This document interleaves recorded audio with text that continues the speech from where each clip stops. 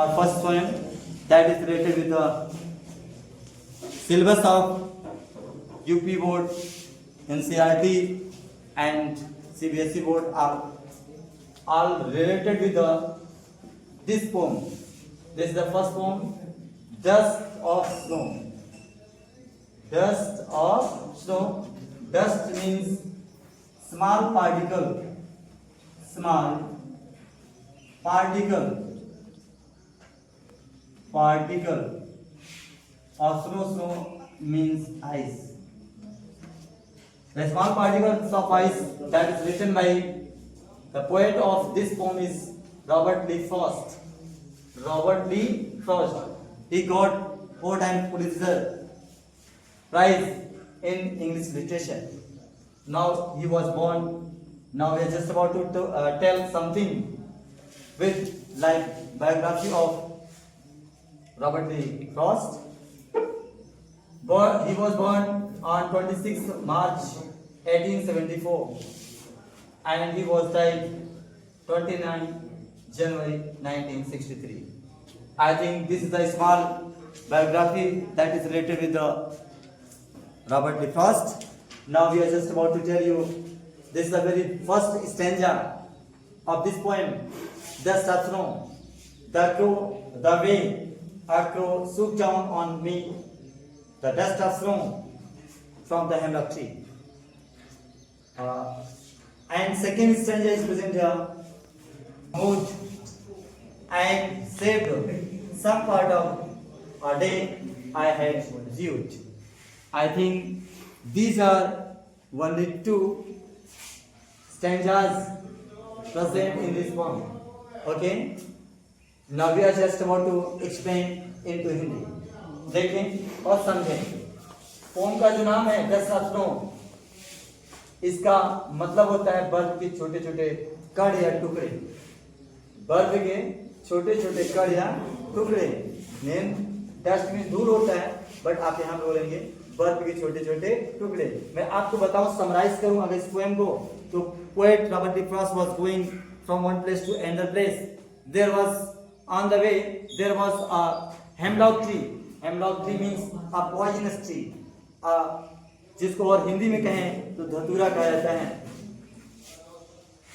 He was going and when he looked a hemlock tree, he stand there and on the branches of hemlock tree there was a crow who was sitting on the branches of the hemlock tree, and he shook down the branches of the tree and some small particles of dust of snow, small particles of ice fell down on the poet, and at that moment the mood and heart both were changed by the small particles, and poet was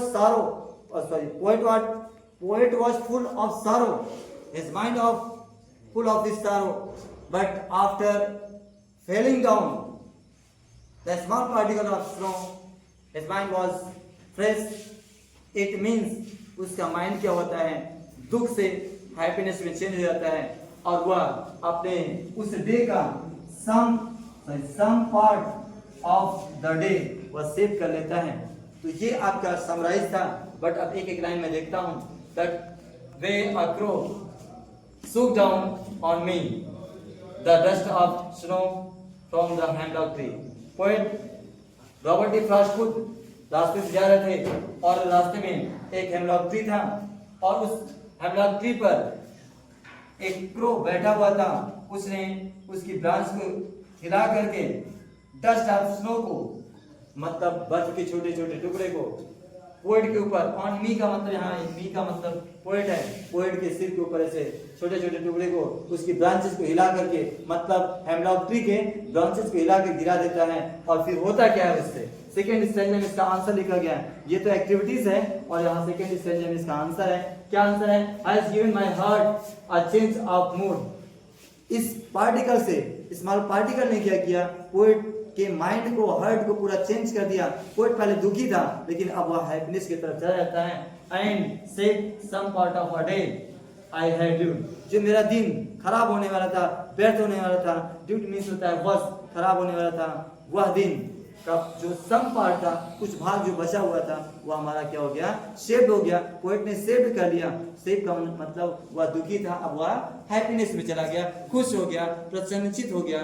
तो इस poem से ये मिलता है कि कोई भी छोटी सी चीज, स्मॉल थिंग्स हो, चाहे कोई बैड सिंबल ऑफ थिंग्स हो, वह भी कभी कभी आपके माइंड को चेंज कर देती है। जैसे हम सभी लोग के माइंड में चलता है कि अगर बिल्ली रास्ते को काट देती है तो लोग समझ जाते हैं कि अब कुछ अनहोनी होना है, बट ऐसा नहीं है। जो यहाँ पर क्रो है वह भी एक डेड का या कहा जाए बैड थिंग्स का सिंबल है, और हम लोग तो खुद बैड थिंग्स का सिंबल है। बट उसी बेकार चीजों ने, स्मॉल थिंग्स ने क्या कर दिया, पोएट के माइंड को सारों से हैप्पीनेस में चेंज कर दिया। मुझे लगता है पोएम पूरा समझ में आ गया। एक बात इसका बताना जरूरी है। क्या बताना जरूरी है? इसमें एक राइमिंग स्कीम है, राइमिंग मीटर लिखा गया है।